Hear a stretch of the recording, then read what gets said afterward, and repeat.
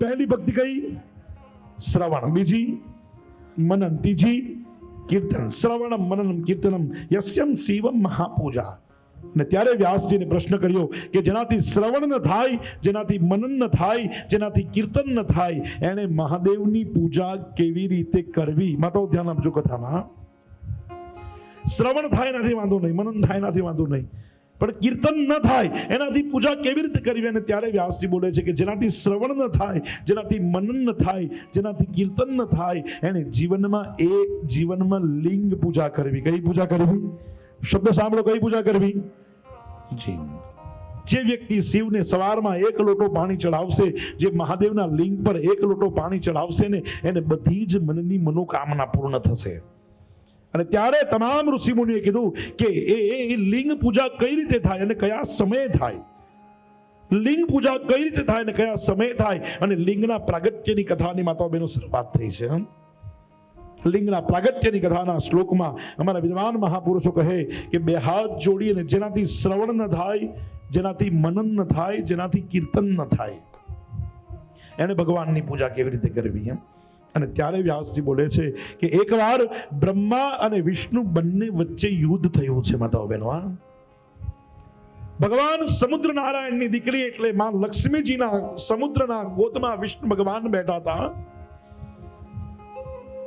અને ભગવાન વિષ્ણુ ભગવાન સમુદ્ર નારાયણની ગોદમાં બેઠા હતા લક્ષ્મીજી સાથે. માતાઓ બહેનો સાંભળજો, પહેલી વાર લિંગ કેવી રીતે પ્રાગટ્ય થયું? પહેલી વાર લિંગ કેવી રીતે પ્રાગટ્ય થયું? અને પહેલું લિંગ કઈ પ્રાગટ્ય થયું? માતાઓ તમામનું ધ્યાન અહીંયા.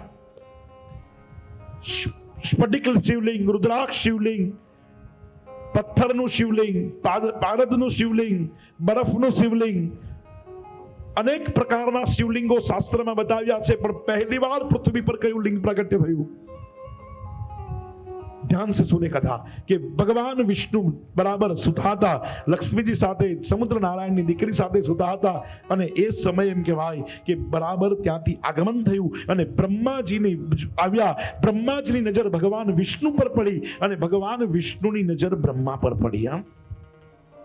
બંનેની નજર એક થઈ. માતાઓ બહેનો યાદ રાખજો કથામાં, તમામનું ધ્યાન અહીંયા. અને તમને કોઈ સામે સંત મળે, તમને કોઈ સામે સારો વ્યક્તિ મળે તો પ્રણામ કરવા જોઈએ.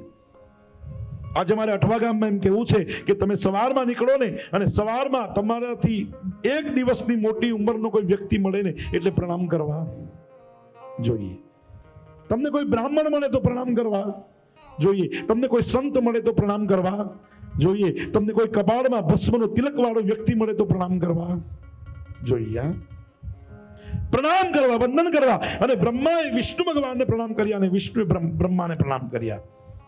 બંને એકબીજાને પ્રણામ કર્યા. પણ પ્રણામની અંદર એટલું જોયું કે પ્રણામની અંદર ભગવાન વિષ્ણુ ભગવાને પ્રણામ શ્રદ્ધાથી કર્યા, પણ બ્રહ્માએ જે વિષ્ણુને પ્રણામ કર્યા એમાં બ્રહ્માનો થોડો અભિમાન હતો.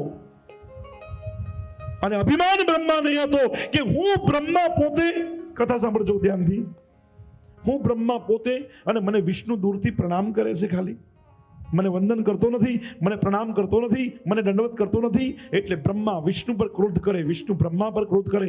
બ્રહ્માજી દોડતા દોડતા આવ્યા અને વિષ્ણુ ભગવાન પર ન બોલવાના શબ્દ બોલવા લાગ્યા. હે વિષ્ણુ, તને ભાન છે હું તારાથી મોટો છું? શબ્દ સાંભળજો માતાઓ બહેનો, શબ્દ વચ્ચે યુદ્ધ થયું છે, શબ્દિક યુદ્ધ. હું તારાથી મોટો છું, તારાથી જ્ઞાની છું, તારે મને પ્રણામ કરવા જોઈએ, તારે મને વંદન કરવા જોઈએ. અને ત્યારે વિષ્ણુ ભગવાન બોલ્યા કે હે બ્રહ્માજી, મેં તમને પ્રણામ કર્યા, મેં તમને વંદન કર્યા, એમાં મારી ભૂલ ક્યાં આવી? અને બ્રહ્માજીના મનમાં અભિમાન હતો. અને જેવો બ્રહ્માજીના મનમાં અભિમાન હતો ને એટલે બ્રહ્માજીએ કીધું કે હે વિષ્ણુ, હું તારાથી મોટો છું, હું વિષ્ણુ તારાથી મોટો છું. વિષ્ણુ ભગવાન કહે કે બ્રહ્માજી, તમને હું માન સન્માન આપું છું, પણ એવું તમે કઈ રીતે કહી શકો કે તમે મારાથી મોટા છો? જેવી રીતે તમારું પદ છે એવી રીતે મારું પદ છે.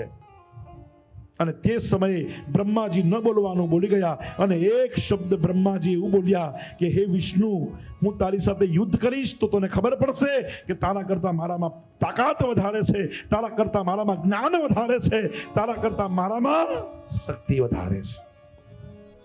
બ્રહ્માની આંખ લાલ થવા લાગી. અને આ દ્રશ્ય જ્યારે ભગવાન વિષ્ણુ ભગવાને જોયું ને, અને જેવું ભગવાન વિષ્ણુએ આ દ્રશ્ય જોયું, માતા ધ્યાનથી સુને કથા, વિષ્ણુ ભગવાન સમુદ્રમાંથી ઉભા થયા અને બ્રહ્માજીની નજીક ગયા. બ્રહ્માજીની નજીક જઈ પ્રણામ કરી બ્રહ્માને બહુ સમજાવ્યા, પણ જ્યારે અભિમાન મગજમાં ચાલતું હોય ત્યારે કોઈ સમજ આવતી નથી. કોઈને શાસ્ત્રની પણ સમજ નથી આવતી, સંસ્કારની પણ સમજ નથી આવતી. અરે વિદ્વાનોના શબ્દ પણ મગજમાં ઉતરતા. એક જ પ્રકારનો રોગ એવો આ દુનિયામાં છે, યાદ રાખજો, બધા માટે કહું છું. અભિમાનનો, અહમનો રોગ એવો છે.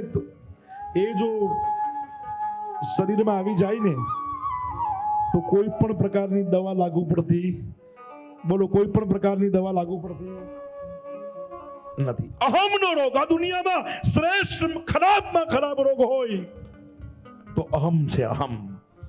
જેણે જેણે જીવનમાં અહમ આવ્યું ને, હું ઘણી કથાઓમાં કહું કે જેણે જેણે જેણે જેણે મારું મારું કર્યું છે ને એ સદાય મર્યો છે, અને જે તારું તારું કરે ને એ જિંદગીમાં તરી જાય છે. મારી માતા.